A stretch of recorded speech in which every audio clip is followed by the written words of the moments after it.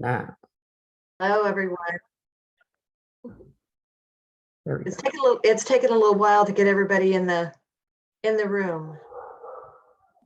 So AJ, I look to you to let me know whether or not we've got everybody before we start. Yeah, hi Becky. I think we're going to wait for either Kelly or Rochelle to join us, and then we can get going. Yeah.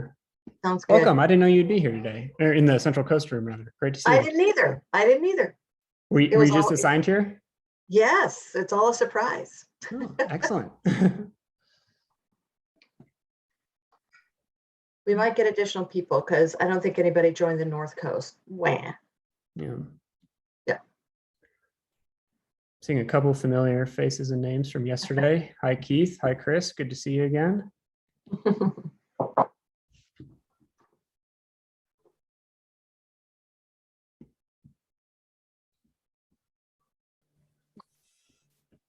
Hello, Kelly.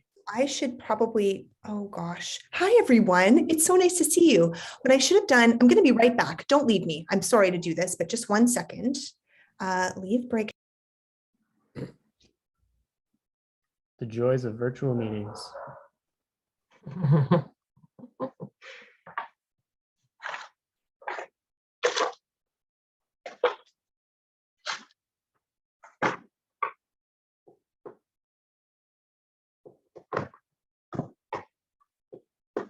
It just gives everybody that much more time to think about questions. Yes, absolutely. Or is that a good thing? Yeah, it's a good thing. To think about their responses to these questions so we can collect all their perspectives and feedbacks. Yeah. Their responses to those questions. Perfect.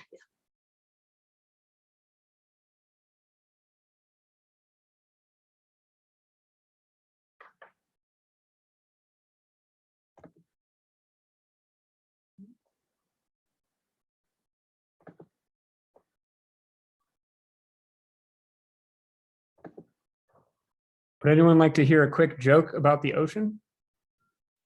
Yeah. Why is the ocean salty? Why? Because the land doesn't wave back. Good one. I know we need some like hold music or something. It looks like they're still reshuffling people into some of the rooms, maybe breaking up the North Coast. That was bad, AJ.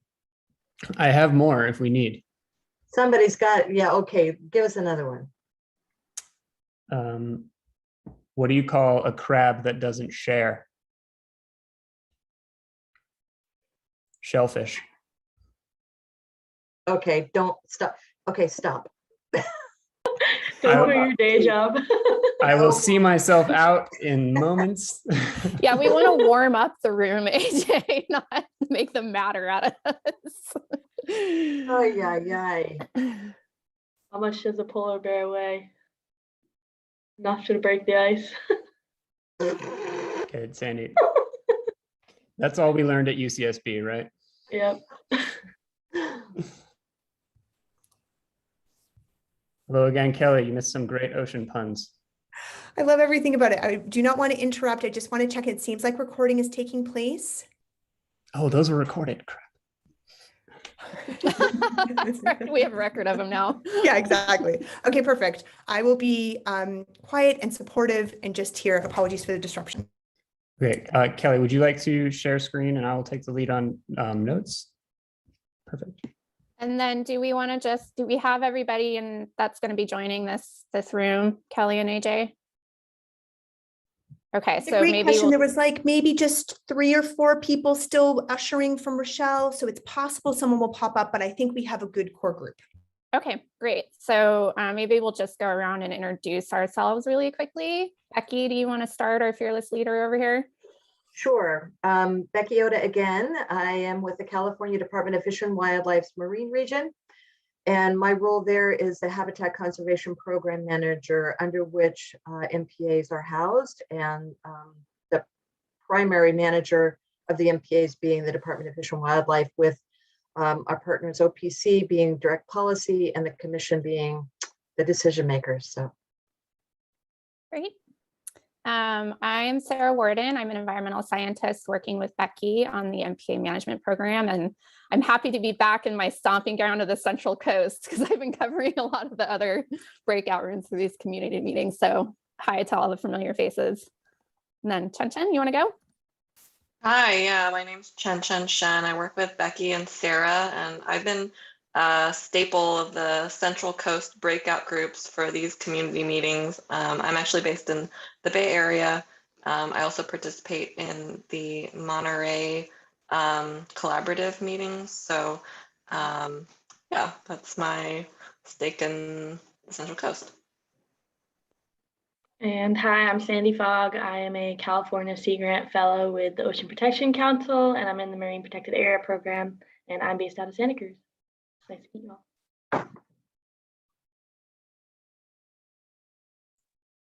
all. Strategic Earth staff. AJ, do you want to say hi? Sure. Yeah, I'm AJ Zekanowski. I'm helping facilitate with Strategic Earth. And right now I'm based out of Lake Tahoe, Nevada, which is a little bit far from the ocean, but I still love MPAs.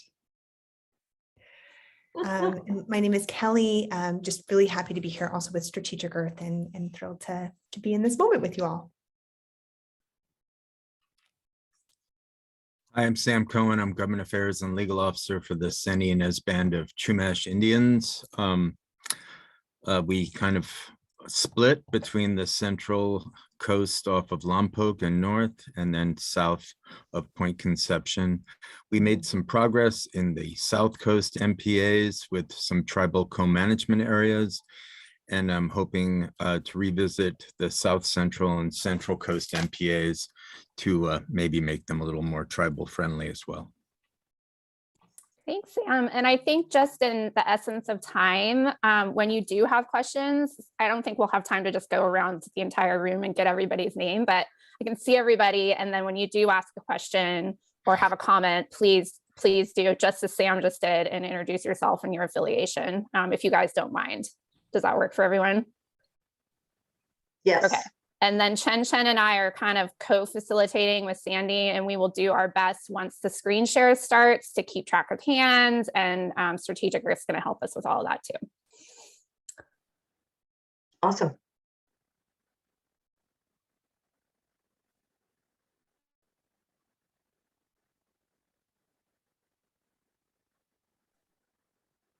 Oh, do you want me to share my screen? Sorry, I was sharing it, but now AJ, do you want to share yours? What would be helpful?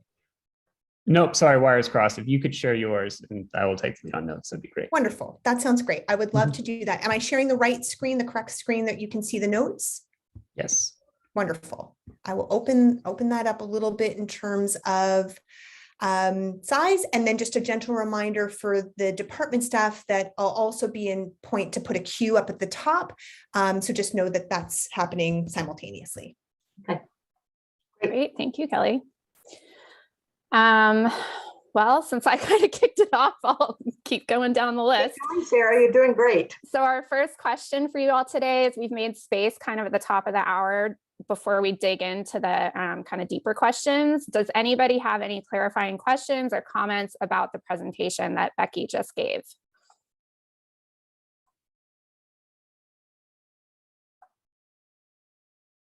Really awesome.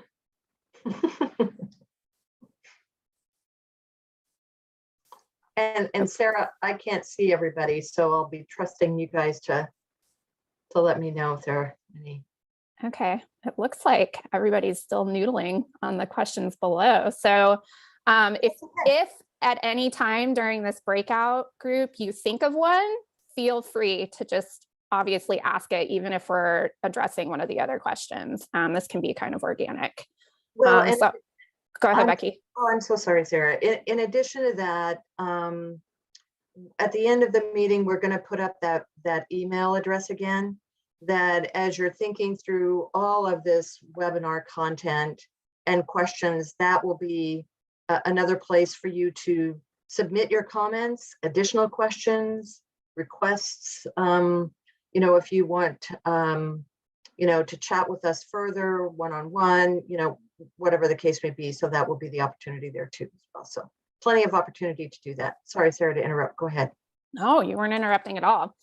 Okay, well, with that, I guess we'll dive right into all the questions, and we want to hear from you guys and your answers on these, really. So the first one that we have is, what does success look like to you in terms of kind of our MPA network and the management program reaching or making progress towards meeting the goals of the Marine Life Protection Act? Just raise your hand and jump in. It's a big, heavy question, I know.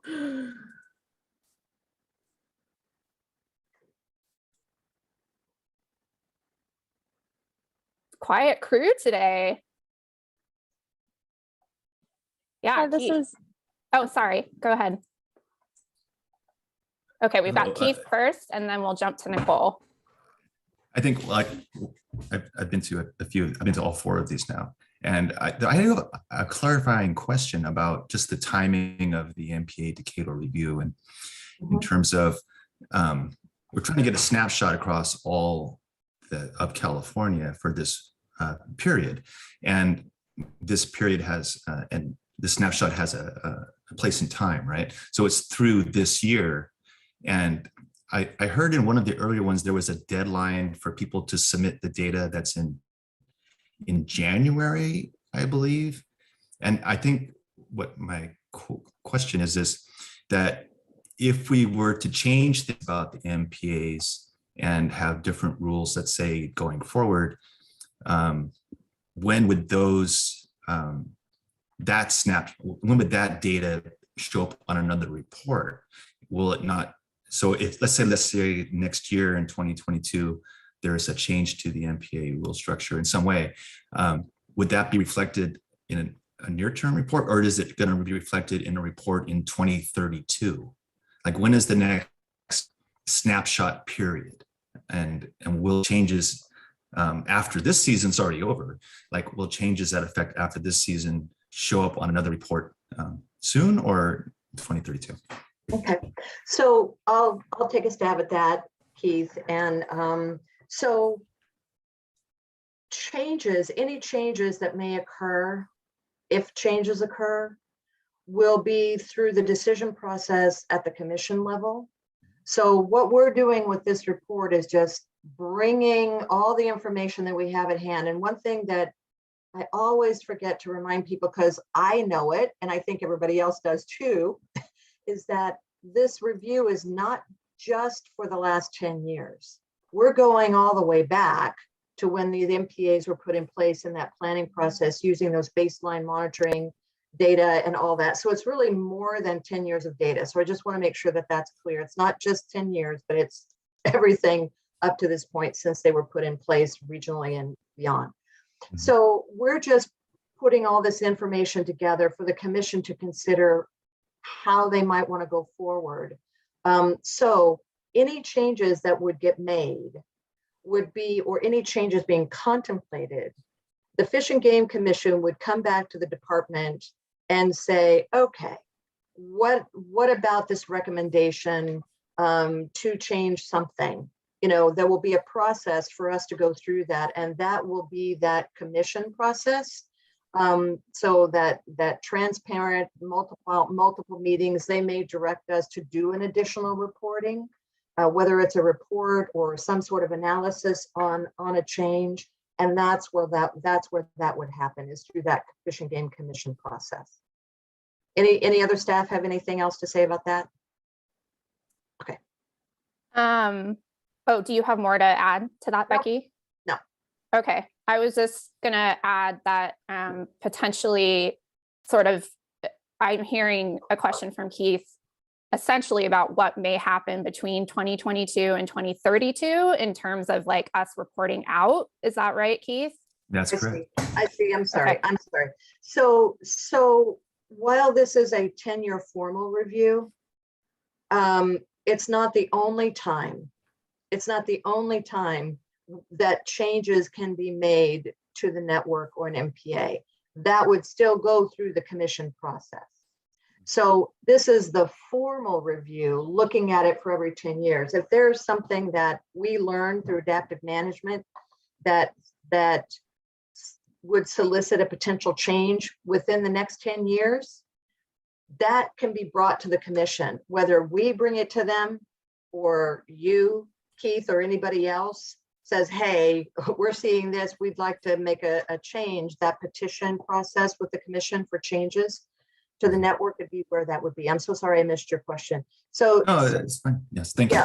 yeah, that's where that would happen, would be that. And that has happened in this first 10 years, you know, where there have been some adaptive changes as a result. And Sam brought up some of that with regards to tribal changes. So those things could still happen. And there's a process for that. And that's that commission petition process. Thank you for clarifying, Becky. Welcome. Thanks, Keith. Okay, so I can't actually see the queue, Kelly, on your screen. Oh, you should have access to this document. Oh though. yeah, okay. Just to say that out loud, I would love nothing more, and then just to say I can also just scroll up. So we have Nicole, I'm on a little laptop. If Chen can see it, go totally. I can be helpful. I think it's okay, great. Nicole and then Paul. Thanks, Kelly. Hi all, Nicole Palma here, Program Manager with the MPA Collaborative Network. Hopefully you can hear me. I'm calling in from Catalina, sitting outside on my phone. That sounds lovely, Nicole. It's a beautiful day. I guess it's kind of a thought and a question as it relates to success. A similar question was posed in a collaborative working group once, and one of the answers was success is not needing the MPAs anymore. When they've met their goals, the ecosystem is protected. And I thought that was interesting, especially as it relates to the Marine Life Protection Act, which, and correct me if I'm wrong, like as long as that exists, there will be a network of California MPAs in one form or another, because it's the law. So just kind of a thought to get the conversation going, but successful MPAs could mean you don't need them anymore. Then kind of what happens from there with the law and the network. That's all. Thank you. Thank you, Nicole. Does anybody from CDFW have comments on that, or? No, I think, there are a lot of perspectives out there about what success looks like. And that's why we'd like to hear from you guys as to what that means to you. And I know you were just relaying that, Nicole, from a different meeting, but no, I think those are the kinds of pieces of information and perspectives that people are thinking about, with regards to MPAs, that is good for us to know. That's why we're asking the question. So no, I wouldn't have anything else more, but thank you. Great. And yeah, just a reminder to all of you. Oh, sorry, Chen, go ahead. I was just going to say I have a follow-up question for Nicole and the collaborative network. I wonder if there are particular goals that are especially high priorities for collaborative members, or if there are goals that are not in a part of the MLPA goals that the collaborative network might have an interest in? Great question. That's not something I could really answer just right off the top of my head. We could definitely work with you all and the collaborative members to pull together that information to share in one way or another. Everyone has, exactly as you said, everyone has different ideas. And there are, of course, collaborative members here on the call today. So jump in, guys, to fill in what you think. But yeah, we're definitely happy to help kind of gather that in some form or another for you all. Yeah, and that's actually a great segue into what I was going to just remind everyone, that, the MLPA is an ecosystem-based law, but success is also the MPA management program. So we want to hear from you all, what works for outreach and education, for all of those elements. So we don't have to focus just specifically on the MPAs, but also the program itself. Paul? It looks like Paul's up. Hi, so great to see you all. And Hi, thank Paul. you for that. Hi, Sarah. Thank you for that clarification. I have a question about incorporating science that is not part of the long-term monitoring program as part of the Decadal Management Review. I know that RLF has a spreadsheet going of a lot of published research. And I wonder if there are any efforts, well, I guess, and I would like for there to be some efforts to consider unpublished data. I'm thinking specifically of observations that are made by wildlife observers working for the U.S. Fish and Wildlife Service that are carefully monitoring special closures, right? Those have not been published, but they have, great data showing that, special closures are quite effective in protecting sensitive seabird colonies. So I was wondering sort of if you guys had any thoughts on that. Sure, I can jump in. Yeah. So first off, Paul, were you a part of, I know this went out through the collaborative network, and as a co-chair, you probably got this, but we did solicit for partner reports to do exactly this. And of course, we consider the Seabird Protection Network a core partner. So I'm not sure did you get that letter? I did see that letter. Okay. To be clear, I mean, the research is really U.S. Fish and Wildlife Services. Right. Although there are Seabird Protection Network chapters that are collecting that information as well.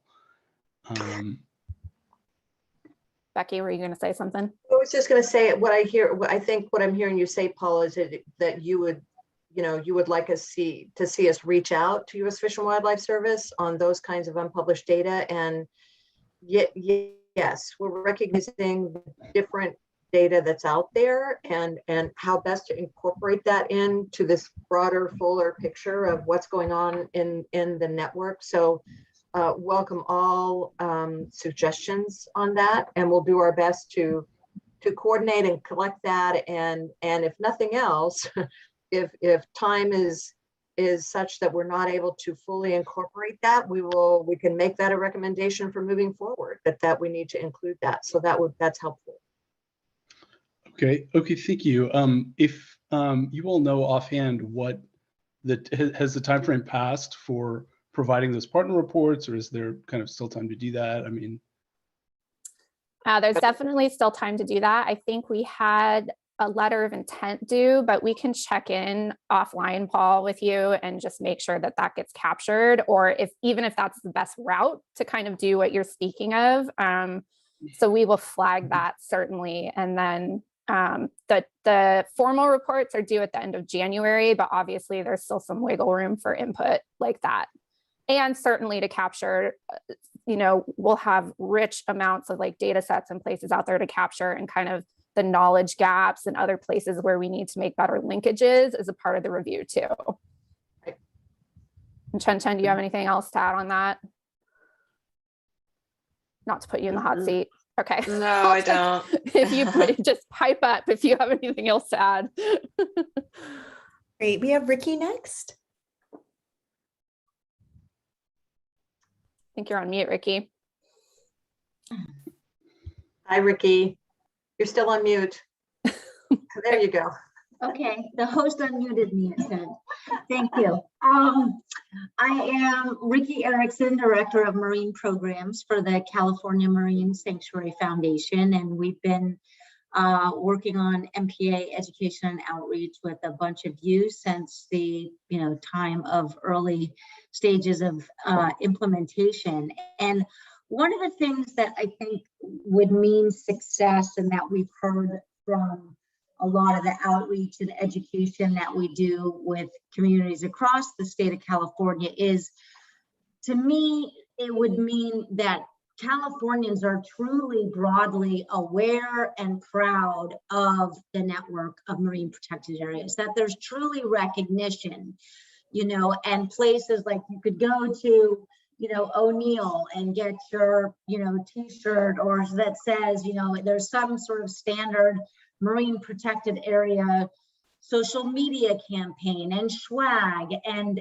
there still seems to be a real lack of, if you look at these meetings that we've all been on, it's a lot of the same groups. We all know each other. We're all speaking inside our choir, But if you go out to, the kayak shops or the, even the harbor staff or waterfront kind of users, and then go into, local schools and businesses, there still really is a sore lack of awareness. And I think that we realize that, and I know Mark Shargell is on this call now as well. And I think that his statement yesterday that the oceanographic conditions and marine life conditions that existed when we put these in place are so different, and the threats are, quite frankly, so different today than any of us could have imagined, that we're really going to need this unsung, choir behind us as we start to address things like climate change and ocean temperature. And I think that we need to reach those people, not just for, marine protected area conservation, but for, ocean conservation in California. Yeah, thanks for that, Ricky. Oh, I hear a voice out there. Sorry. I was just wanting to make sure that I got what Ricky's saying in terms of a measure of success, is that we do a better job of reaching out to those who aren't as familiar. And I agree with you, Ricky, it's the same cast of characters, which is fabulous. But a measure of success would be that we really truly have been able to extend that reach, Yeah, right? that we're reaching out the way, the style, the language, the places, Okay. even we're doing the Sea Level Rise campaign with OPC, and we're realizing that, the Latinx community doesn't necessarily use, the social media platforms that we're all used to. And so we have to be a lot more nimble and kind of adaptive in our approaches to make sure that we're reaching those audiences. And I think that I do honestly believe that people are generally supportive, but I think that we have a lot of future assaults that we're going to have to address in the ocean, and that this decadal review, could be a pride campaign, right? Like, I don't know if you guys are all aware of, RARE, the organization that does pride campaigns. I mean, it's really like a social, behavior change campaign. And I think that we need to look at this more broadly than just like, are they working and aren't they working? And can we check the box? And now we're gonna, make some modifications and in 10 years review again. Got it. Thank you. Thanks, Thanks, Ricky. Ricky. I just want to honor that we have both Nicole and Keith's hand raised, which we welcome. I also want to just pause and check in to see if there are any voices that we haven't heard yet who would love to come through. And Nicole and Keith, thank you so much for your patience. Promise we will get to you, but just want to check in to see if there are other voices and perspectives. Appreciating that right now we're focused on this question around what does success look like, recognizing that we certainly can transition into another question around what role your community would like to play in MPA management in the program overall moving forward. If that's, Sarah, I saw you nod, but if that's the right question to move into, really any of these questions are welcomed. But just want to pause if folks have thoughts, both in terms of success, what does success look like, and then any role you'd like your community to play in the MPA management program moving forward.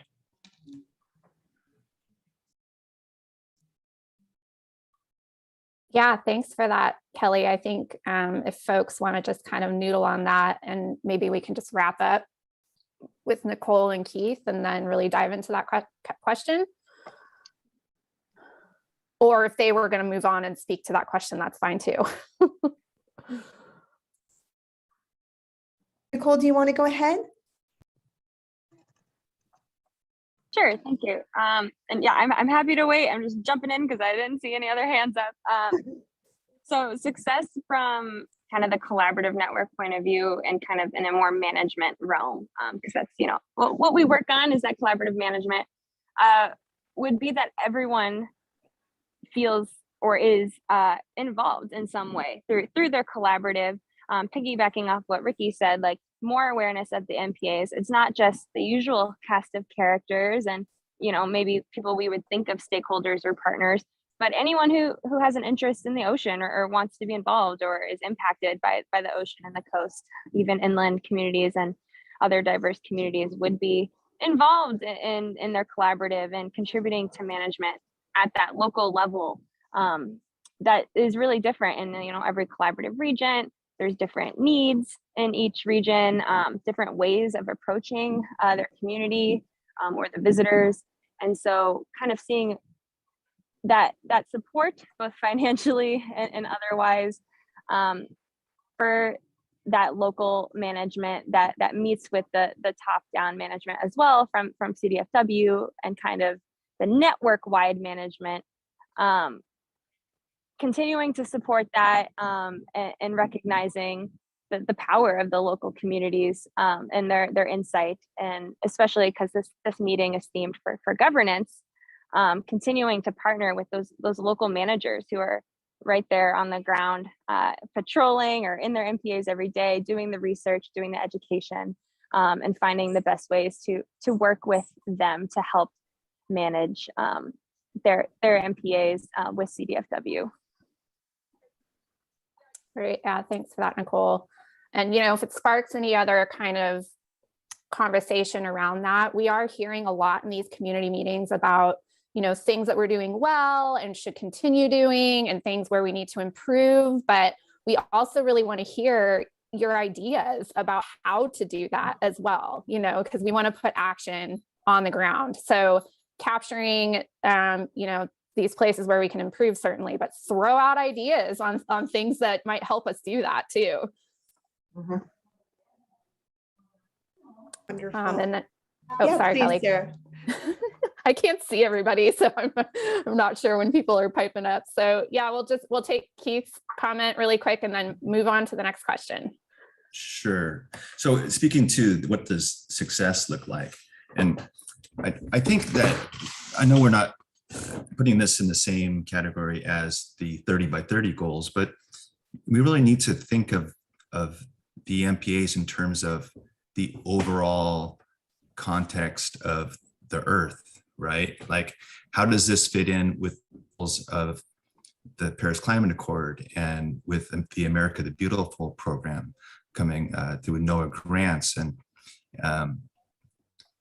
AB 3030, which failed to get funded, it died in Senate appropriations, but there is a push to make more of the California coast be protected. We can argue about what protected is, but to me, success of the MPAs is that we do so well at the MPAs that we're ready to take the next step, that we're ready to conserve more of the coast. We have 30 by 30, but behind that is 50 by 50. And I think we need to be thinking about it in terms of those broader conservation goals for the planet. And so I think a lot of the world is moving forward with this. I think in restoration of the nearshore ecosystem, I think is front and center for a lot of this. And really, to me, that would be a measure of success if we had done so well that we could have more land that would be conserved and not have this, you know, like Dr. Erickson said, that we're proud of it, that we're ready to move on and do more and not be shrinking and saying, well, maybe we're going to make sanctuaries permitted areas and so on. So, and as far as the question you have about what role would you like to have the community play in the MPA, that's great. Group? If I could stop you there just for a second, and then see if anybody else will dive into that next question. What role would you like your community to play in the MPA management program moving forward? And maybe if we can hear some other voices really quickly. Sure. If anybody else has anything to say. Thank you for that. It's the after lunch food coma. It's got everybody. So we're talking about communities now? Yep, Sam. Okay, well, You know what community I'm talking about. Anyway, I believe that the original MLPA and the implementation of the MPAs had a very mixed tribal history, especially starting on the south central coast and going to the central coast. So I'd like to maybe see a focus on additional tribal involvement, at least in the central coast. I think there should be more South Coast tribal involvement as well. Southern tribes were pushed off the coast into the interior, and so they still maintain a very strong connection to the ocean. And the San Ynez Chumash have a long history north of Point Conception as well as south of Point Conception. So I think we'd like to even work on co-management of certain of the MPAs on a going forward basis. And then finally, I don't know, it doesn't really fit in any of your categories, but there's been a lot of activity in the last 60 days on the Chumash Heritage National Marine Sanctuary. From Monterey all the way past Point Conception, kind of capturing a little bit of the Gaviota Coast as well. Everything about the Chumash Heritage National Marine Sanctuary is kind of negotiable at this time, so I can't give you an exact geography, but it would be nice to integrate the state marine protected areas with this possible new federal national marine sanctuary. And then I actually have a question for you, Sam. This kind of came up in one of our other breakout rooms during a previous meeting last week, in terms of improving engagement with the tribes in kind of this realm. Because, you know, we have a lot of formal engagement through the commission process and all that. But one of a tribal member on the North Coast was saying that even just a good place to start is kind of reaching out to each tribe's like newsletter or giving updates through that process. Or is there anything that you might be able to add in terms of your tribe or some of the Central Coast tribes on some maybe more informal ways that we can have conversations and give updates to you guys outside of kind of the commission meetings? I don't know about newsletters. Okay. We already I know all the enough. tribes are very different. So yeah, we get quite a few emails already. So I what is it? We have tribal organizations that I'd be happy to make introductions to through. The Fish and Game Commission has a tribal subcommittee with Jackie Hostler Carmison. That has a good turnout as well. There is the Ocean Protection Council did fund a tribal group to do some outreach, but you know, it's primarily northern tribes. There were no southern tribes in that organization. So we either need to create a new southern facing organization or expand the membership of the existing organization. Hey, Sam, this is Becky. And I had a similar question as Sarah. It's all the tribes are different in how they want to engage or how they can engage with capacity. And I'm hearing co-management loud and clear.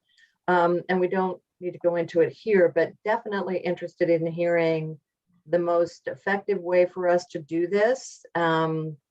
Love to get some ideas, and yes, there's been work being done, and not just through the commission. And I've presented at the commission's tribal committee meetings several times on MPA work, and definitely have been able to give presentations for the North Coast Tribals Chairman's Association. We're working with Louis to do the same thing for the South Coast Tribal Chairman's Association. So lots of things that we can do. I'm also mindful and very, very mindful of the tribe's time and capacity. And so getting some guidance on the best way to approach that would be really super helpful, really helpful. And I think what you're talking about is the Tribal Steering Committee. And we have Teresa Romero on that tribal steering committee for the Decadal Management Review. But still would love to hear more about and get some guidance on the best way to approach what you're talking about, because it's truly important and we're definitely committed to being able to do that. So looking forward to more conversations about that. And just to, Sam, not to interrupt at all, and certainly look to Sandy from OPC here, but I think that in addition to the great mentions that you just made, Becky, I think it was perhaps the Tribal Marine Stewards Network that Sam was speaking to in terms of the OPC funded project that is primarily involves federally recognized tribes from Northern California.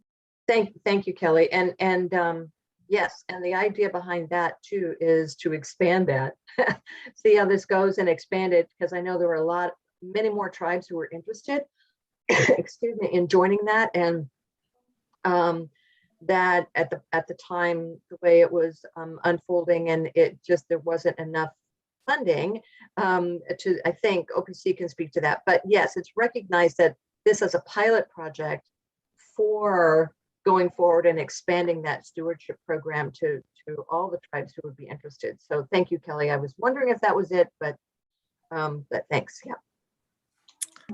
Yeah, and just to add, OPC is working on an overall tribal engagement strategy and are going to be having some tribal listening sessions that are going to be coming up across a multitude of topics. So it's definitely something that we're working on. Yeah, we put in written comments and we've already had our Zoom with Mr. Gold and the rest of the staff. Great. Very good. Well, I think that's enough tribal stuff for today, so you can talk to other stakeholders. Thank you so much, Sam. Sam. Shelby, I don't want to put you on the spot, but I saw your hand raised and then it went down. I just wanted to check in to see if you had thoughts. Really welcome your voice related to any role that you'd like to see your community play in the MPA management program and or to move back to successes. Welcome your thoughts or however you feel comfortable. Yeah, thank you. I'm Shelby Ziegler. I'm a postdoc at Moss Landing Marine Labs, and I work with the California Collaborative Fisheries Research Program. And I'm also involved with some of the long-term monitoring programs and the NC's working group. But I was interested, something that it goes back to kind of success. And a lot of people were talking about education, but I think from my perspective, the success of the MPAs is conserving the marine life while also taking into account the diverse needs of stakeholders, whether that's tribal or fishing communities for economic reasons. So being able to balance and manage those while also continuing to protect our coastal systems. So I just wanted to bring that up, that I know there's already been the fishing industry meetings, but I think that's another voice that should be brought up in this. And we work a lot with the recreational community in our work, so. Thank you, Shelby.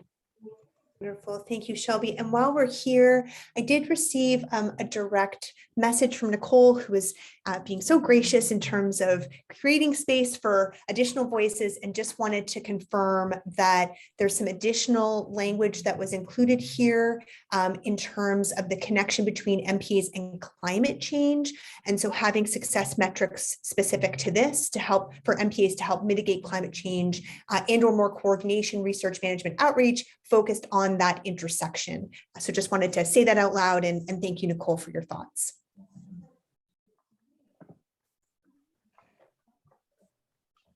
All right, any other community members out there that want to speak to maybe how they can fit into the management program?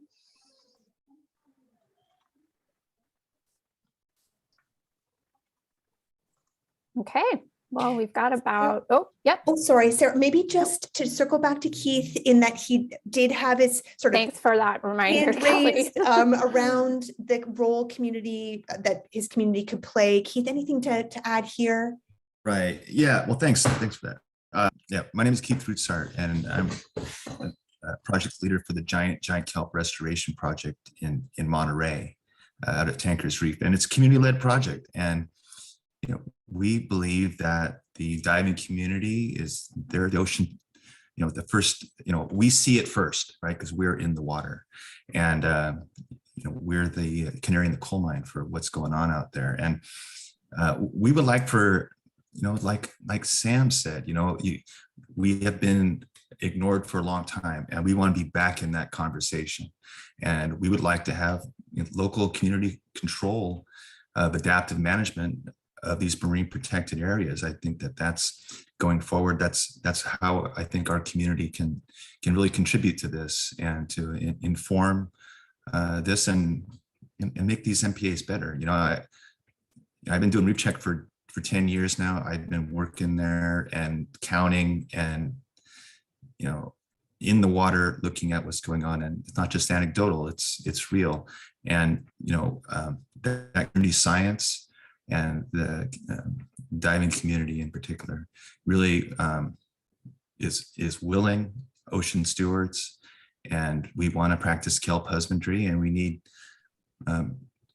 permission to do that inside the marine protected areas in the Central Coast, because that's where all the access is built around. So I know this is not a place to ask for things, but that's kind of the role we would like to see going forward, that there is adaptive management, and it's not just California-wide, that you can make local changes to how MPAs are addressed.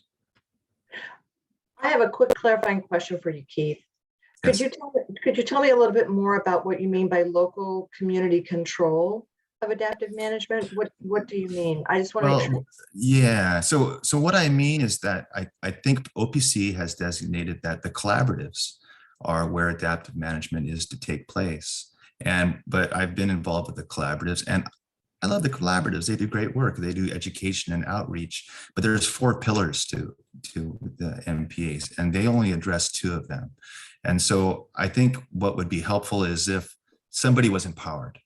I believe it's the collaboratives, but it could be anybody. I don't know, but someone needs to do something to be able to make these changes on a small spatial scale. And that, I think, is very lacking at the moment.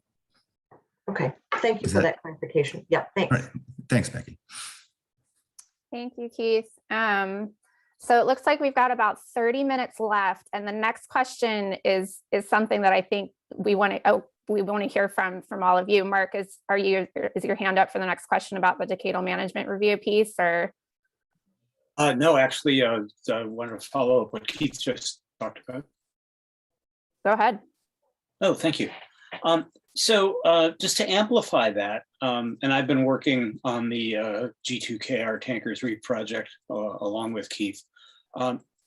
We have significantly different, and I think it was Ricky who talked about the fact that we have changed conditions, and that we're looking at conditions in the ocean that we never guessed we'd be seeing 15 years ago when we designed these MPA networks.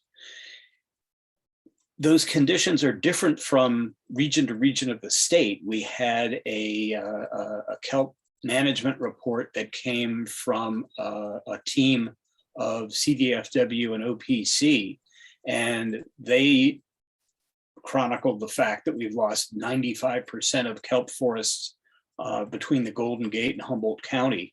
And then said it was a very mixed bag on the south central coast. Anybody who's been diving on the south central coast has seen vast swaths of kelp forest that have just disappeared. And it's literally catastrophic, as a lot of them have been replaced by urchin barrens, where the diversity goes from hundreds or maybe even more than 1,000 species down to a couple dozen. Then in Southern California, we have equally dire threats to kelp forests from a totally different cause, and that's invasive sargassum. So I'm not sure if this matches Keith's concept, but we need area by area means to address the threats that are different in different regions of the state. And that makes sense because California is a huge state with 1,200 miles of coast. Thanks, Mark. And just a gentle reminder to please put yourself on mute if you're not meaning to come through. Sorry, Sarah, please go right ahead. No, I was just going to thank Mark for his comment. And Thank you. See that, yeah, thanks. I see that Nicole has her hand up, and then Nicole, is this pertaining to the next question? Because I think department staff would really like to hear about the highest priority topics and issues to include in the decadal management review from all of you. So Nicole, maybe you can put your comment up and launch that conversation. Oh, okay. No, I was just a clarifying kind of comment that I can send it in the chat or whatever we'd like. But I can launch into the next one if that's preferred. Go for it. Oh boy. Okay. Highest priority topics, issues, and sources of information that should be okay. I'd like to echo what Paul said. We're hearing a lot about kind of just other research that can contribute to the full picture of what's going on with the MPAs for this report. I think RLS Andrea is on the call. I know she's working to gather a bunch of research that isn't like state funded monitoring to submit to the decadal management review. Paul, maybe that's a place that that data that you were talking about can go as well. So that's one thing that we have been hearing a lot.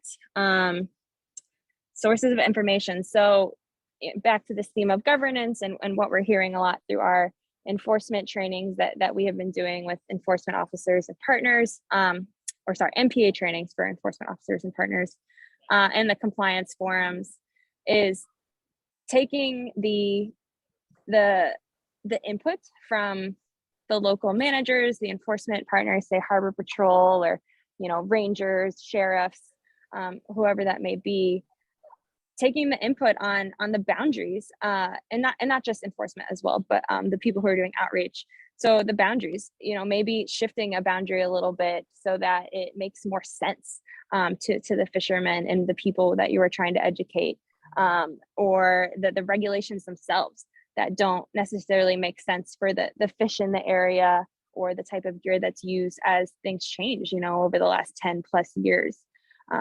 One example is just in Catalina in our training, swordfish by harpoon within the MPA region doesn't really happen. That's happening way more offshore, and the new gear that they use isn't allowed in the MPA. So just taking those kind of really intimate understandings and observations into account into this report, and maybe the successes and challenges that these local groups are having in the enforcement, the compliance, the outreach, the research, and then taking the recommendations for how to improve it and how to locally manage better and support CDFW and managing these MPAs. That's another big thing that we've been hearing a lot. Thanks, and I'll let other people jump in now. Thank you, Nicole.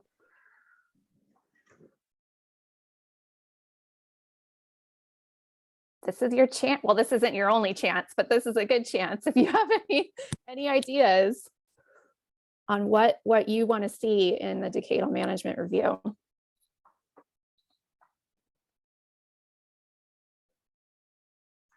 While we're waiting for people to think, I just want to make sure that all of you, we recognize the weight of these questions. We know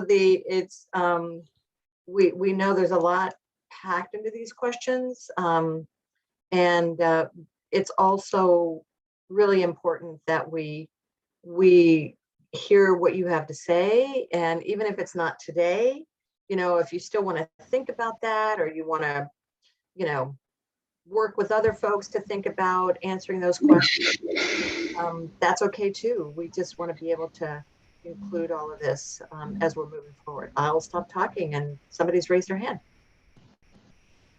Yeah, it looks like we have Mark and then Chris. And just, sorry, that's great. No, I was just going to say, in the spirit of hearing new voices, Oh, maybe yeah. the other way around, but Mark, please go right ahead. I'll stop with my excitement over here.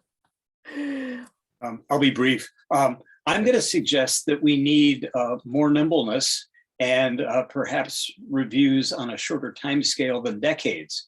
The destruction of kelp forests in the Central Coast began with sea star wasting in 2013 and a warm blob in 2014. This has all happened within less than a decade, and it's already to a point that is, in my view, beyond crisis and overdue for being addressed at an ecosystem scale. And we're barely beginning to grapple with it. So I realize that telling this many institutions and a government the size of the state of California that it needs to be nimble is almost an oxymoron, but things are happening fast out there. Thank you, Mark. All right, Chris. Hi, I'm Chris Clark, NRDC in San Francisco. And I just wanted to echo what Nicole said in terms of a bit of local management and an eye towards both usage statistics and also enforcement. This is the second one of these meetings that I've been to, and as other people have said, it's a lot of the usual suspects, so it's not exactly representative of all California ocean users, enjoyers, people that depend on the ocean for recreation or subsistence or anything in between. And so I think it's important that the state or somebody collect data on usage and also with an eye towards enforcement and compliance, data from law enforcement officials about incidents of poaching and possibly demographic information to see if there are certain groups that are targeted, just making sure that enforcement is done equitably across, a state with a large number of MPAs, a large number of people, and a large number of ocean users from various backgrounds. Great, thanks, Chris. And of course, enforcement and compliance is one of our pillars and focal areas, so that will be included in the decadal management review. But just in terms of, we could go a lot of directions kind of on what we report out on. So if you or anybody else in the virtual audience right now has anything very specific that they want, just let us know on that. And then, hi, Kevin. Hello, hi everyone. Good to see you all. And if you're not familiar, my name is Kevin Travis. I am the California Sea Grants State Fellow with Ocean Science Trust. And Ocean Science Trust has been supporting different aspects of course, the MPA management program and also on the MPA statewide leadership team. And my comment was just, I think, kind of going off of what Nicole's message was in the chat about the intersection between MPAs and climate change. So just to second that and kind of say, really integrating our understanding of climate change resilience with MPA management and monitoring, especially the long-term monitoring.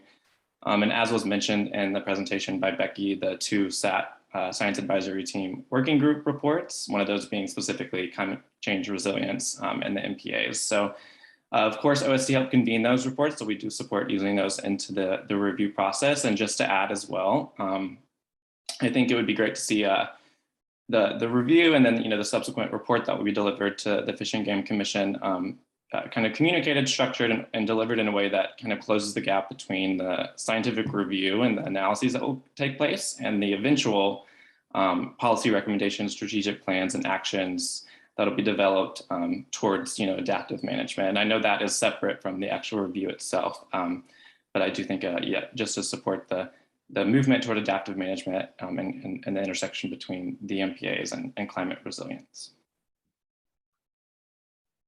Thank you, Travis. Any department staff have any comments or clarifying questions?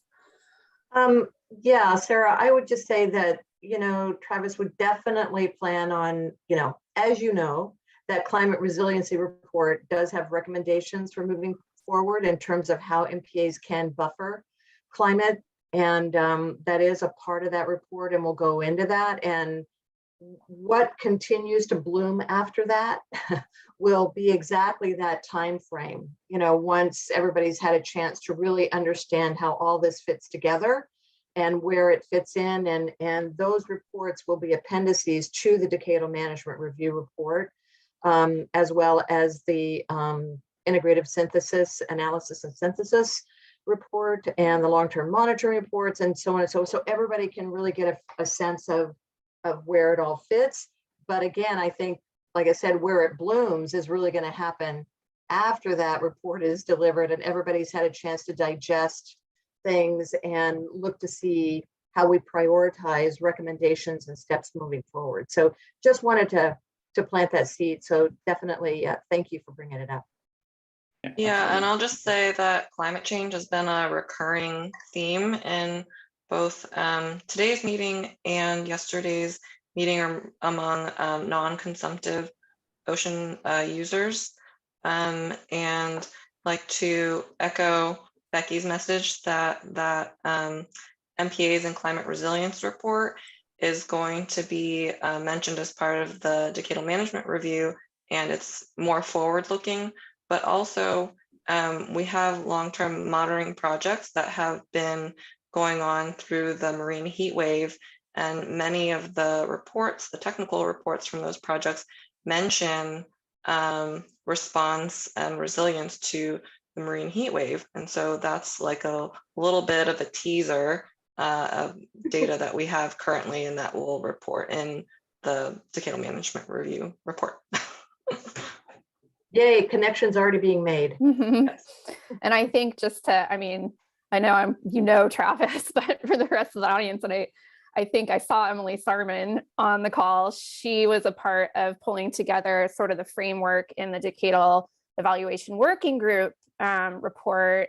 And there's a great figure in there that kind of frames up the whole management program as a social ecological system, and climate change is basically the backdrop of the whole thing. So how we kind of tackle that and the influencing factors, of course, will sort of fall into place as a part of the review and what we do after the review. But just they're great linkages between the science guidance that we're getting. Great, thank you guys. I just wanted to elevate those in the moment, but appreciate the comments. Thank you. Thanks. So Paul, if you don't mind, Sophie's a new voice in the group. So I'm going to have Sophie go and then we'll get to you, Paul. Hi, I'm Sophie de Beukelaar, and I am the permit coordinator for Monterey Bay National Marine Sanctuary. So I often work with your staff on permitting. And so one of the things that I would definitely like to see on the Decadal review is an assessment of how your cumulative impact assessment tool has worked for permitting. I think, I don't know if it's cumulative impact or ecological impact assessment tool, but, I'd really like to see kind of an analysis of how that has worked for your permitting program. That is a great comment. Okay, Paul. Thank you, Sophie. Thanks, Sarah. I was kind of reflecting on what Ricky said about widespread awareness of marine protected areas, I would love to see an assessment of outreach efforts, which I know have been widespread, and a gap analysis of where those efforts may have fallen short. It seems like a lot, but also something that I think is really important. Great, thank you, Paul. Okay, anybody else in the audience touching on this question? We've got about 14 or so minutes left, and we can bounce around if you have any other thoughts on the other questions before we kind of do the broad question at the end. This is Kelly. Just as folks are considering and percolating, again, got a very thoughtful message in the chat from Nicole that has been added to again, I'm looking at another screen. It's what you're all looking at up here. Added to the notes, just building on Keith's comment about sort of who or whom should do the adaptive management. And she, again, Nicole, feel free to come through, but just wanted to clarify that the collaboratives are not designated as the adaptive management lead for the MPAs. She anticipated that folks may know that on the call, but just wanted to say it out loud, and that there are ways to engage in management, connect stakeholders to execute collaborative projects, and that ultimately there are a lot of folks involved and open to ideas as to what that collaboration looks like to help support the state's mandate in terms of that adaptive management process. So just wanted to say that loud. Nicole, anything to add or subtract there? Nope, you covered it. Thank you. Wonderful, of course. Thanks for that clarification, Nicole. Of course. Okay, anybody else have any hopes and dreams for what they want to see in the Decadal Management Review?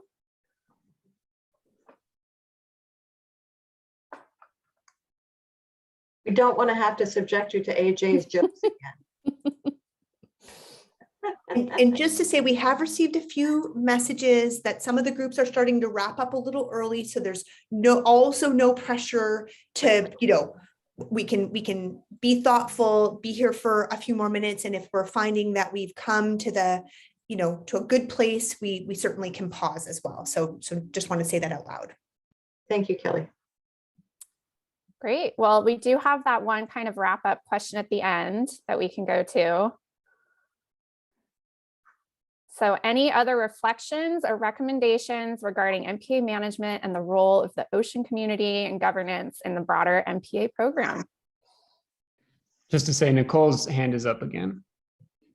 Oh, Nicole. You didn't have to say it like that. I'm sorry, guys. Sorry, I didn't mean it anyway.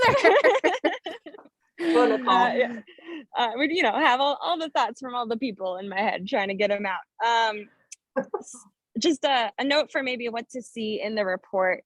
Again, something that's popping up a lot is kind of looking at the social science of people and following up on Paul's point, and like maybe how they are taking in the education and outreach materials, or who is going to the beach, how, when, for how long, what are they doing there, and how getting that information to help inform our future efforts for the adaptive management.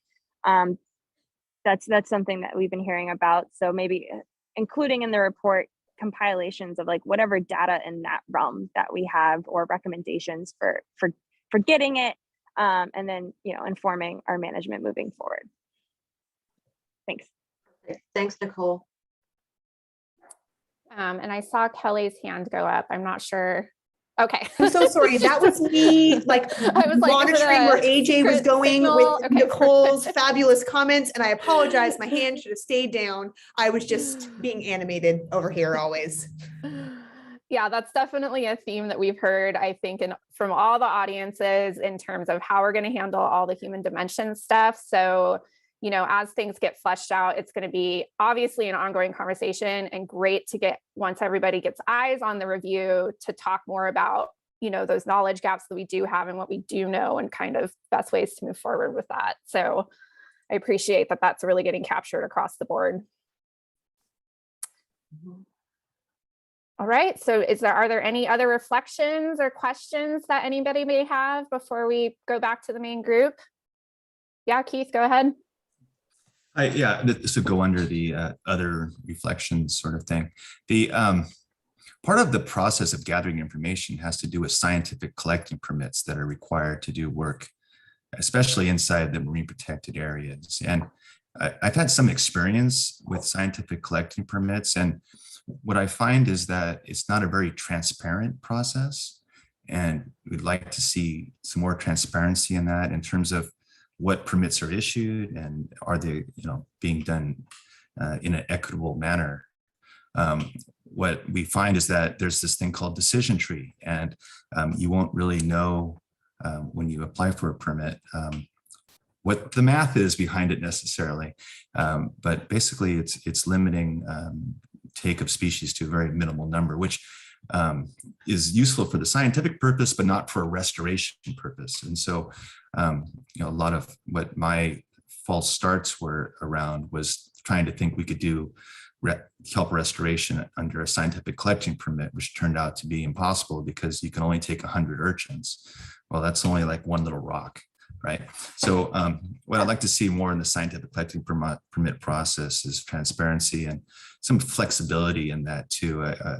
What we end up happening is you start a project and you get into and you realize I got to change something because it's the real world and things are different. And so I want to change something. And then you have to apply for a permit and it takes 4 months. And then, you know, these things are very difficult to manage. And in some extents, my scientific collecting permit application to inform restoration was denied flatly because it was inside a state marine conservation area and in reserves, and research for the purposes of restoration is expressly prohibited and denied to me.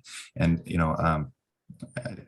it's what it is. But I think we need to go and take a look at this whole process of scientific collecting permits and make it somehow more accessible and more transparent. Thank you. Thank you, Keith. And just for Keith. clarification, you're Yeah. talking about scientific collecting permit within MPAs, right? Within the state marine conservation area, the Pacific Grove Gardens State Marine Conservation Area, there's been several permits that the numbers were so restrictive, it made the scientific work impossible to do. Sure. I understand. I just wanted to make sure that when you were talking about changes within scientific collecting permits within the MPA. Within the MPAs, I mean, I haven't had any experience outside of them, but that's the only time. Thank you. Great. Thanks, Keith. Kelly, so it sounds like people were wrapping up and jumping back into the main room. Is everybody here on the call with us now? Sophie's got her hand up.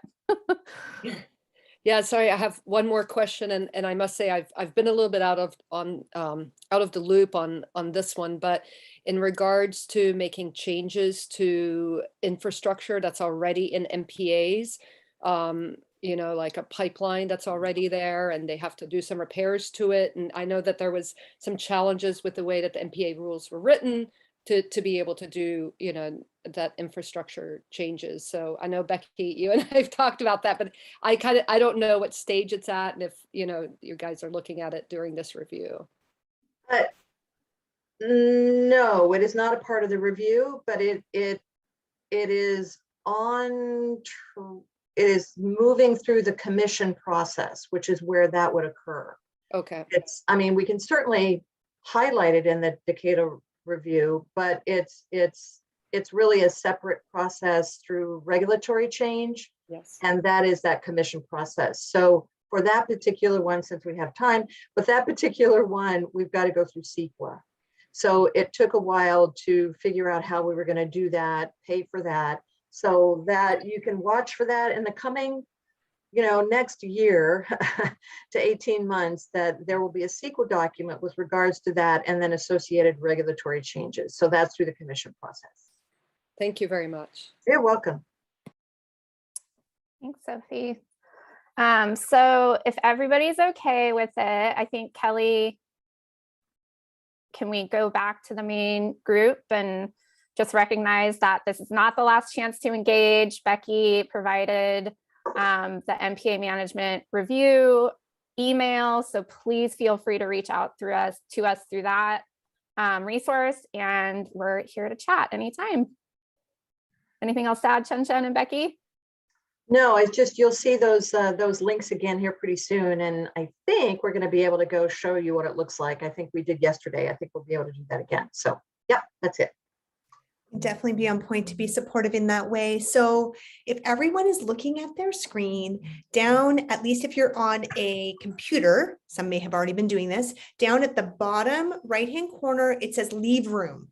If you click that, it gives you the option to leave the meeting or go back to the sort of meeting room. I don't know if I'm saying it quite right. I'll click it to make sure I'm saying it right. Yes, leave breakout room.